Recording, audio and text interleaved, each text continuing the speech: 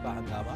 उच्च सदन में बांध सुरक्षा बिल पर चर्चा जारी। लोकसभा में नियम 193 के तहत कोरोना महामारी पर चर्चा।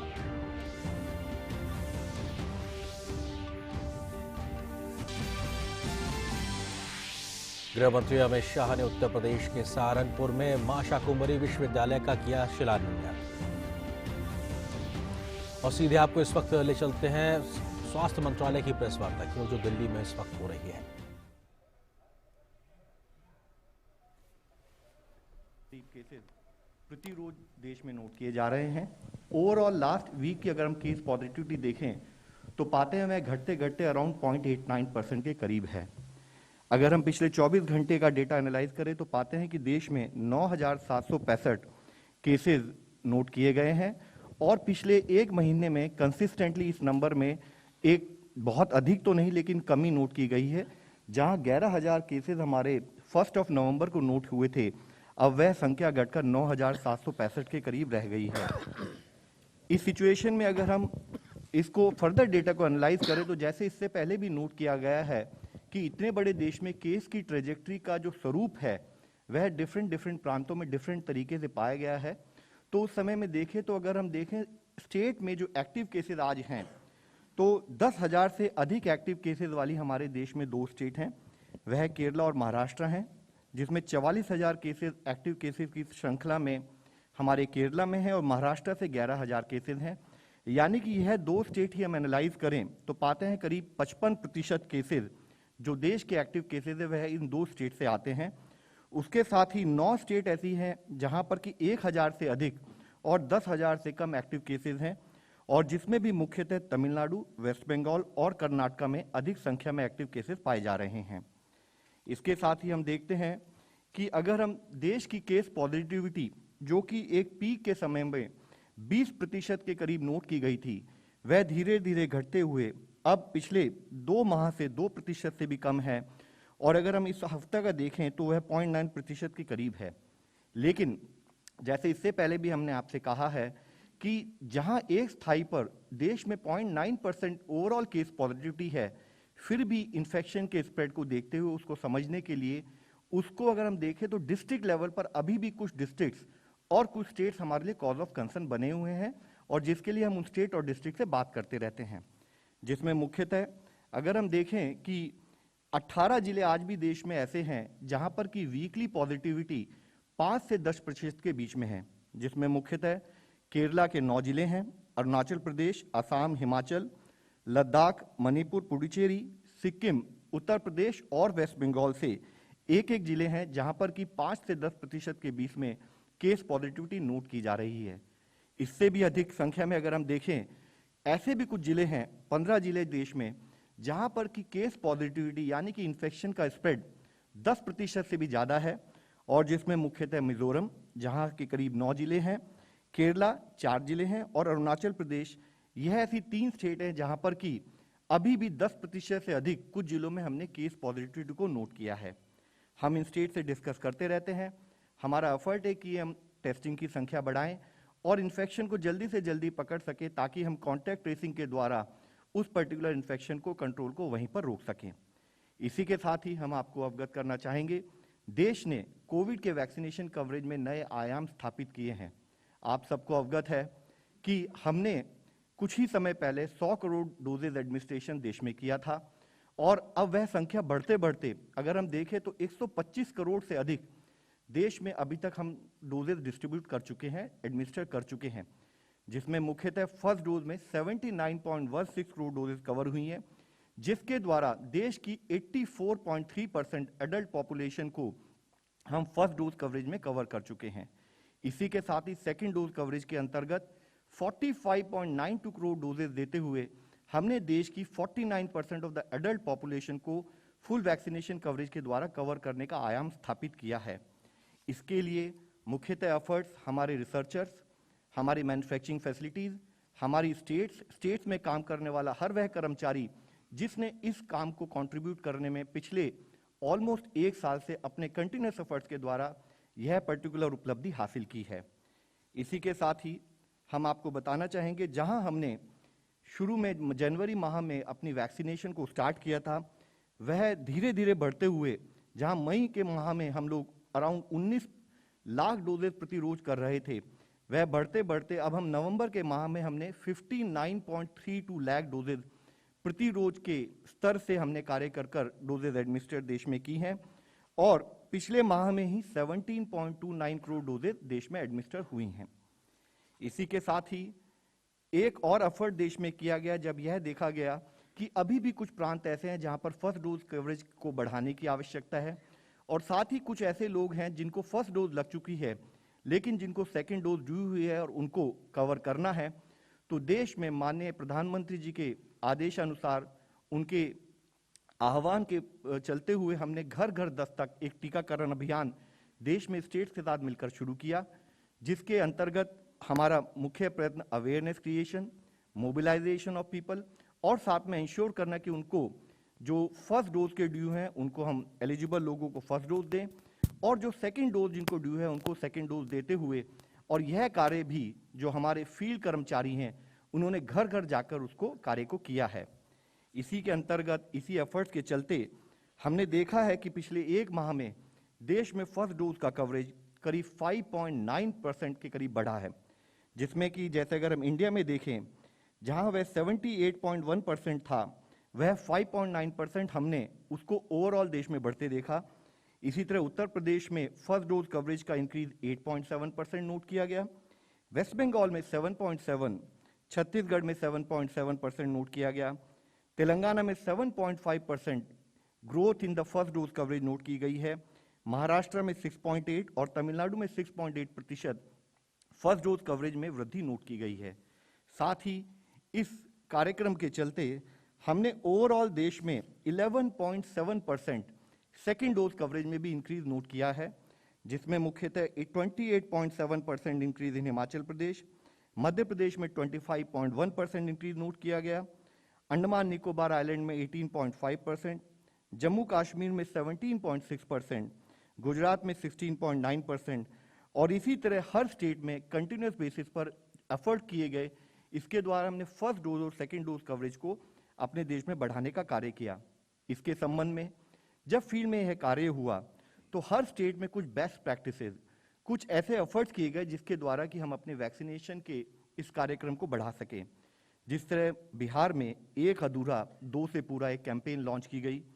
टीका एक्सप्रेस या टीका वाली नाव, और विमेन डे में इससे संबंधित कैंपेन, योगा डे में इससे संबंधित कैंपेन। इसी तरह से रिफ्यूजल रेस्पॉन्स टीम, यानी कि जहां पर किसी कारणवश एक हेजिटेंसी थी उनको ओरिएंट करना, motor bike related vaccination team, और साथ ही स्कूल लेवल पर अवेयरनेस जैसे कार्य किए गए। हिमाचल प्रदेश में एक कैंपेन ली गई जिसका नाम दिया गया सुरक्षा के रंग ना होंगे फीके जब समय पर लगेंगे 2 टीके। हरियाणा में इसी तरह बुलावा टोली के द्वारा वैक्सीनेशन टीम के साथ एक विलेज लेवल टीम भी गई जिसने लोगों को मोबिलाइज किया। महाराष्ट्र में इसी तरह कमिटी ऑफ सरपंचेज और जो फील्ड वर्कर्स थे उन्होंने मोबिलाइजेशन का कार्य किया। मणिपुर में रिलीजियस लीडर्स ने सहयोग दिया, और साथ ही बाजार हाट में, मार्केट प्लेसेस में और गवर्नमेंट ऑफिसेज में भी इससे संबंधित स्पेसिफिक ड्राइव ली गई। साथ ही जो टीम अच्छा कार्य कर रही थी उनको प्रोत्साहन देते हुए डिस्ट्रिक्ट सिविल सर्जन ने उनको अवार्ड्स भी दिए। आंध्र प्रदेश में इसी तरह कला जाथा और डंडोरा के द्वारा इसकी पब्लिसिटी की गई। झारखंड में नुक्कड़ नाटक और रैंप और वॉल राइटिंग के द्वारा इस कार्यक्रम को बढ़ाया गया। इसी को अगर हम देखें तो हम देखते हैं कि देश के हर कोने कोने में इस पर कार्य किया गया। जैसे कि कुछ फोटोग्राफ्स हम आपको दिखा रहे हैं, मेहसाना गुजरात में, खेल घड़ी टोला में देवराजनगर में, नाहरगढ़ इन राजस्थान, छत्तीसगढ़, दिल्ली और बिहार। इसी तरह देश के हर प्रांत में इस ड्राइव को एक बहुत ही चित्त शुद्धि से, एक बहुत ही हृदयपूर्वक इसके ऊपर कार्य करते हुए इसको बढ़ाया जा रहा है। साथ ही जब एक स्थाई पर हम टीका कार्यक्रम में आगे बढ़ रहे हैं, हम आपके सामने ग्लोबल सिनेरियो भी प्रस्तुत करना चाहेंगे। इसमें हम आपके सामने सबमिट करना चाहेंगे कि अभी भी ओवरऑल बेसिस पर देश में, दुनिया में सर्ज इन केसेस नोट किया जा रहा है, और जिसमें कि मुख्यतः यूरोप में पिछले एक हफ्ते के अगर केसेस देखे जाएं दुनिया के, तो 70% केसेस यूरोप से आए हैं। अगर वीक एंडिंग 28 को देखें तो करीब 2.75 लाख नए केसेस यूरोप में आए हैं, और 29,000 से अधिक डेथ्स पिछले एक हफ्ते में यूरोपियन रीजन में नोट की गई हैं। और उसी के कंपैरिजन में साउथ ईस्ट एशिया रीजन यानी कि वह प्रांत जिसमें कि इंडिया भी है और ऐसे 11 देश आते हैं, तो वहां पर करीब पिछले एक हफ्ते में केवल 1.2 लाख केसेस आए हैं, जो कि पूरे दुनिया के 3.1% केसेस ही हैं। तो हम देखें कि एक स्थाई पर अभी हमारे यहाँ साउथ ईस्ट एशिया रीजन में केसेस में एक कमी नोट की जा रही है। दूसरे स्थाई पर एक इक्वल चैलेंज के रूप में यहाँ हम देखते हैं कि यूरोप में करीब दुनिया के 70% केसेस आ रहे हैं। WHO ने इस सिचुएशन को एनालाइज भी किया और वह एनालिसिस हम आप लोगों के सामने लाना चाहेंगे। जैसे कि WHO ने बताया कि पब्लिक हेल्थ मेजर्स यानी कि जिस विषय में हम कंटिन्यूस बेसिस पर बात करते रहे हैं, which is use of mask, physical distancing, hand and respiratory hygiene, तो उसके बारे में WHO ने कहा है कि laxity in public health measures एक मुख्य कारण है कि जो हमने यूरोप में इन केसेस में बढ़ोतरी नोट की है। अगर आप देखें तो पाएंगे कि जर्मनी में केसेस एक बहुत अधिक तेजी से बढ़ रहे हैं और ऑन ए डेली बेसिस में करीब 75,000 के करीब केसेस भी आ रहे हैं। यूनाइटेड किंगडम्स में मल्टीपल सर्जेज नोट की गई हैं और करीब 47,000 केसेस अभी आ रहे हैं। फ्रांस में केसेस में एक बढ़ोतरी नोट की जा रही है और बेल्जियम में भी केसेस में एक अधिक संख्या में नोट किए जा रहे हैं, जिसके बारे में मुख्यतः हम ये बताना चाहेंगे कि पिछले 2 महीनों में ही कोविड केसेस और डेथ्स यूरोप में ऑलमोस्ट डबल हुई हैं और जिसका कारण WHO ने एनालिसिस कर जो बताया है वह यह है कि relaxation of public health and social measures यानी कि use of mask, physical distancing and hand and respiratory hygiene. साथ ही जब ये रिलैक्सेशन लाए गए और केसेस में बढ़ोतरी नोट भी की गई, तब यह पाया गया कि उसके बाद जब फिर से मेजर्स को इनको इंट्रोड्यूस किया गया तो या तो वह स्लो इंट्रोड्यूस किए गए या उस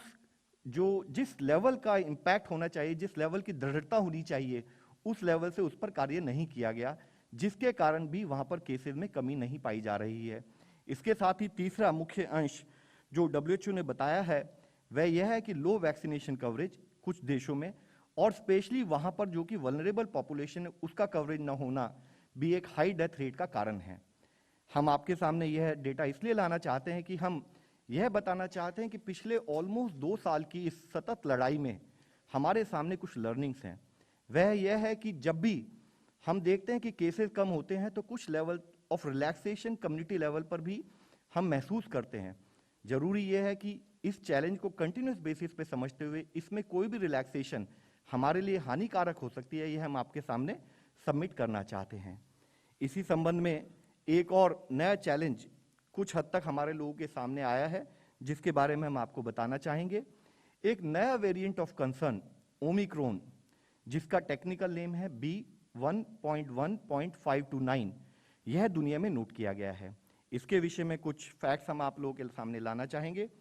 उसके बारे में बताने से पहले हम WHO का वह फ्रेमवर्क जिसके द्वारा कोई भी वेरिएंट नोट किया जाता है आपके सामने रखना चाहते हैं। WHO ने बताया है कि कोई भी म्यूटेशन को वह 3 तरीके से एनालाइज करते हैं। एक होता है वेरिएंट्स अंडर मॉनिटरिंग, दूसरा होता है वेरिएंट ऑफ इंटरेस्ट और तीसरा और सबसे अधिकतम श्रेणी में रखा जाने वाला वेरिएंट ऑफ कंसर्न। तो वेरिएंट अंडर मॉनिटरिंग हम किसको कहते हैं? वह म्यूटेशन जो कि किसी वायरस में पाई जाए जिससे एक सस्पेक्ट है कि वह फ्यूचर एक रिस्क हो सकती है और उसके लिए और एविडेंस की जरूरत है कि उससे क्या हमारा पब्लिक हेल्थ मेजर्स इंपैक्ट होते हैं, क्या हमारे को कुछ और अधिक कार्य करने की जरूरत है, तो उसको हम वेरिएंट अंडर मॉनिटरिंग के रूप में लेते हैं। उसके बाद ही वेरिएंट ऑफ इंटरेस्ट यानी कि उससे अधिक श्रेणी में अगर कोई म्यूटेशन पाई जाती है तो उसको वेरिएंट ऑफ इंटरेस्ट के रूप में बताया जाता है। वेरिएंट ऑफ इंटरेस्ट वह म्यूटेशन है जिससे कि ये प्रिडिक्शन हो सकती है कि वो वायरस के कैरेक्टरिस्टिक जैसे कि वायरस का ट्रांसमिशन, वायरस के द्वारा की जाने वाली बीमारी की सीवियरिटी या वायरस के द्वारा इम्यून एस्केप और डायग्नोस्टिक जो हमारे डायग्नोस्टिक किट्स हैं या हमारी दवाइयां हैं वह उस पर विफल हो जाएं। अगर ऐसा प्रिडिक्शन या सस्पेक्ट हो अगर तो उस पर्टिकुलर केस को वेरिएंट ऑफ इंटरेस्ट के रूप में बताया जाता है। और ऐसे केसेस जो कि सिग्निफिकेंट ट्रांसमिसिबिलिटी और कम्युनिटी ट्रांसमिशन को बढ़ावा दे सकते हैं, जो मल्टीपल कंट्रीज में मल्टीपल क्लस्टर्स के रूप में हमारे सामने आ सकते हैं और जिससे ओवरऑल एक ग्लोबल पब्लिक हेल्थ को खतरा हो सकता है, उनको वेरिएंट ऑफ इंटरेस्ट में बताया जाता है। उन वेरिएंट ऑफ इंटरेस्ट यानी कि सबसे अधिकतम श्रेणी में रखे जाने वाले म्यूटेशन, उन वेरिएंट ऑफ इंटरेस्ट को जिससे कि प्रिडिक्शन के अलावा भी एक डेमोन्स्ट्रेटिव इम्पैक्ट भी दिखता है कि यह जो इसमें चेंजेस आए हैं म्यूटेशन में, इससे या तो ट्रांसमिसिबिलिटी बढ़ती है या पब्लिक हेल्थ मेजर जो हम ले सकते हैं उनका इम्पैक्ट जो है उसका नहीं होगा, उसकी जो डिजीज की सीवियरिटी बढ़ सकती है। जिस तरीके से वह पर्टिकुलर वेरिएंट अगर हमारी बॉडी में इन्फेक्ट करता है तो जो डिजीज की सीवियरिटी या क्लिनिकल डिजीज की प्रेजेंटेशन है वह और सीवियर रूप में हमारे सामने आ सकती है, या हमारे डायग्नोस्टिक्स हैं, वैक्सीन्स हैं, थेरेप्यूटिक्स हैं, वो इम्पैक्ट हो सकते हैं। तो अगर ऐसा कोई एक फीडबैक होता है या कोई अंडरस्टैंडिंग होती है तो उसके बारे में उसको वेरिएंट ऑफ कंसर्न के रूप में बताया जाता है। तो इसी अगर एक फ्रेमवर्क को समझते हुए अब हम आप लोगों के सामने बताना चाहेंगे कि यह ओमिक्रॉन वेरिएंट जो कि दुनिया में नोट किया गया, यह पहले 24 नवंबर को 2 देशों में मुख्यतः, जिसमें कि सबसे पहला केस WHO को रिपोर्ट किया गया साउथ अफ्रीका के गुटांग प्रोविंस से और दूसरा केस रिपोर्ट किया गया बोत्सवाना से। और जब यह केस रिपोर्ट किया गया WHO को तो WHO ने इस पूरे डिटेल को एनालाइज किया और एनालाइज करने के बाद इसको 2 दिन बाद ही यानी कि 26 नवंबर को वेरिएंट ऑफ कंसर्न के रूप में इसको डिक्लेयर किया। और उसके साथ ही हम देख रहे हैं कि on A daily basis, on A continued basis इस पर्टिकुलर वेरिएंट से संबंधित केसेस की दूसरे देशों में भी नोट किया जा रहा है। और जैसे कि 27 को 5 नए देश, 28 नवंबर को 2 देश, 29 नवंबर को 4 और देश, इसी तरह से अगर 1 दिसंबर को देखें तो 9 और देशों में इस पर्टिकुलर वेरिएंट को नोट किया गया। इससे संबंध में हम बताना चाहेंगे कि अगर हम देखें नेक्स्ट तो हम पाते हैं कि करीब 29 देशों में 373 केस इस ओमिक्रॉन वेरिएंट के अब तक नोट किए जा चुके हैं और हमारे देश में इसकी ओवरऑल मॉनिटरिंग भी की जा रही है, जिसमें मुख्यतः सबसे अधिक केस साउथ अफ्रीका में है, उसके बाद अधिक केस बोत्सवाना में, नीदरलैंड में, यूनाइटेड किंगडम में, जर्मनी में, पोर्चुगल और घाना ऐसे देशों में नोट किए गए हैं। इसी से संबंध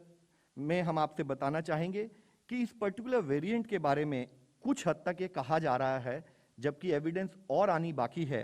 कि हो सकता है कि ये इंक्रीज्ड इन्फेक्टिविटी हो इसकी और इसकी इंक्रीज ट्रांसमिसिबिलिटी हो। तो जो इसमें जो म्यूटेशन पाए गए हैं उससे एक प्रिडिक्शन जो डॉक्टर एरिक उन्होंने की है, जो कि अमेरिकन साइंटिस्ट इन वॉशिंगटन है और हार्वर्ड चैन स्कूल से है पब्लिक हेल्थ से,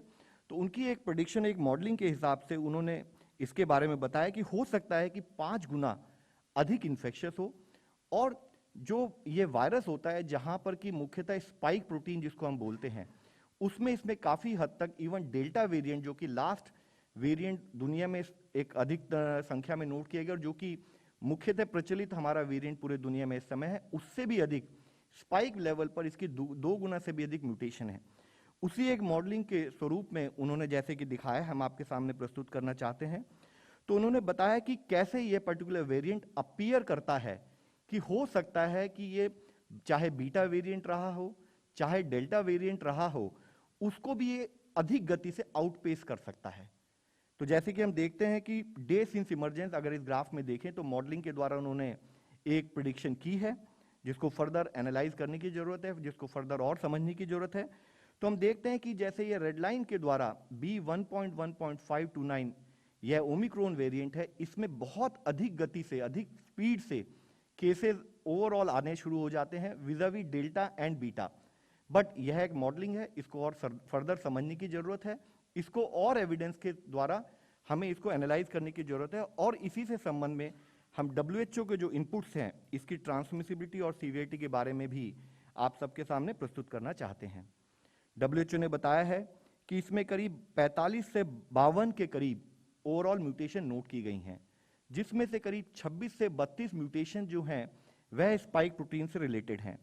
और इसमें से कुछ ऐसी म्यूटेशन है जो अभी भी दुनिया में पाए गए जितने वेरिएंट ऑफ कंसर्न थे उनमें भी पाई गई हैं, अल्फा हो, बीटा हो, गामा हो या डेल्टा हो, तो कुछ वेरिएशंस उसमें भी कॉमन हैं। और WHO की जो हमारे को इंफॉर्मेशन मिली है उसके हिसाब से RT-PCR टेस्ट इसमें क्योंकि सीक्वेंस कंफर्मेशन में एक एड कर सकता है, इसको एक मार्कर के रूप में भी हम यूज कर सकते हैं and it can be useful in early probable detection of this particular mutation also. साथ ही उन्होंने कहा है कि चांसेस हैं कि यह अधिक ट्रांसमिसिबल हो और इसकी बाइंडिंग एफिनिटी जो हमारे सेल से बाइंडिंग एफिनिटी है शायद कुछ अधिक हो, जिससे कि इसको सेल को अटैच होने में एक चांसेस इसके बढ़ जाते हैं। ट्रांसमिशन के बारे में उन्होंने बताया है कि यद्यपि अर्ली डेटा यह बताता है कि इसका ग्रोथ रेट अभी काफ़ी ज़्यादा है, लेकिन कितना ट्रांसमिसिबल है इसके लिए और एविडेंस की ज़रूरत है। यह काफ़ी अर्ली अंडरस्टैंडिंग है और इसको हमें एविडेंस के बेस पर फर्दर समझने की ज़रूरत है। डिजीज सीवियरिटी के बारे में भी उन्होंने बताया है कि रिपोर्ट अब तक आई है उसमें माइल्ड टू सीवियर केसेस पाए गए हैं, लेकिन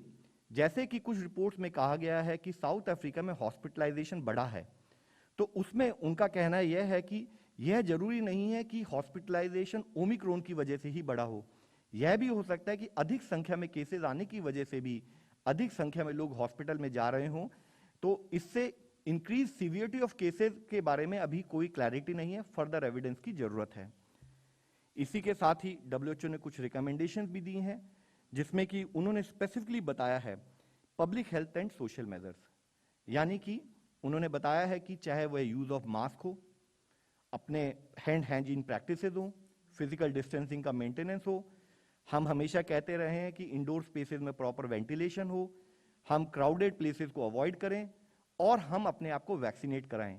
तो WHO ने क्लियर इंडिकेशन दी है कि यह सारे टूल्स आज भी इस पर्टिकुलर वेरिएंट के लिए एप्लीकेबल हैं। तो हम आपके द्वारा सबसे अपील करना चाहेंगे कि जो मोस्ट इंपॉर्टेंट अंडरस्टैंडिंग जो इस वायरस के बारे में आज हम ले सकते हैं वह यह है कि हमारे जो पब्लिक हेल्थ के आज तक के करे हुए कार्य हैं वही कार्य हमें करते रहना है। साथ ही WHO ने यह भी कहा है कि जो हमारा PCR RT-PCR टेस्ट है वह ओमिक्रॉन इन्फेक्शन को डिटेक्ट कर सकता है, और इसमें एक particular S gene target failure, जो कि सर और फर्दर एक्सप्लेन भी करेंगे, तो S gene target failure note की जाती है। तो जो 3 जीन्स के संबंधित RT-PCR टेस्ट होते हैं उसके द्वारा एक प्रोबेबल अंडरस्टैंडिंग कि यह ओमिक्रॉन वायरस म्यूटेशन इस पर्टिकुलर केस में है उसको भी डिटेक्ट करने की संभावना इजी हो जाती है। तो इसके द्वारा भी हम RT-PCR टेस्ट को भी यूज कर सकते हैं। यह भी एक चीज WHO ने हमें बताई है। साथ ही उन्होंने कहा है कि जो हमारे क्लिनिकल मैनेजमेंट प्रोटोकॉल हैं, जो हमारी एग्जिस्टिंग दवाइयां हैं, वह इस पर्टिकुलर वेरिएंट के लिए अभी दे रिमेन अनचेंज, वही मेथोडोलॉजी हमें यूज करनी है। वैक्सीन के बारे में उन्होंने बताया है कि अभी इंपैक्ट ऑन वैक्सीन को और एविडेंस की जरूरत है, जिसके बेसिस पे समझने की जरूरत है कि उस पर क्या इंपैक्ट पड़ेगा। और उन्होंने कहा है कि हो सकता है कि अगर ओमिक्रॉन से कोई ब्रेक थ्रू इन्फेक्शन होते भी हों तो भी हमारे यहाँ जैसे कि एंटीबॉडी रेस्पॉन्स के साथ साथ टी सेल रिलेटेड इम्यूनिटी है, वह इम्यूनिटी इसके लिए यूजफुल होगी। इसमें मुख्यतः जो हम आपसे रिक्वेस्ट करना चाहेंगे और आपके द्वारा सबको बताना चाहेंगे कि WHO ने एक बहुत मुख्य बात ये कही है कि वैक्सीन पे हमें ध्यान देना है, और साथ ही वैक्सीन के अलावा भी, जैसे कि माननीय प्रधानमंत्री जी ने कई बार इस विषय में कहा है कि दवाई भी कड़ाई भी, तो उसी तरीके से use of mask, physical distancing और हैंड एंड रेस्पिरेटरी हाइजीन भी हमारे लाइफ में उतना ही इंपॉर्टेंट पार्ट प्ले करें वैक्सीनेशन के बाद भी। तो इस विषय में हम आपसे रिक्वेस्ट करना चाहेंगे कि vaccines along with vaccines all other measures have to be continued. साथ ही देश में जैसे ही हमें इस पर्टिकुलर ओमिक्रॉन वेरिएंट के बारे में खबर आई दुनिया से, तो हमने अपनी इंटरनेशनल ट्रैवल एडवाइजरी को थोड़ा और रेस्ट्रिक्ट किया और उसके बेसिस पर कार्य शुरू किया, जिसके बारे में मुख्यतः हम बताना चाहेंगे कि हमने दुनिया के सभी देशों को 2 भागों में डिवाइड किया। कंट्रीज जहां पर या तो अधिक केस आ रहे हैं या ओमिक्रॉन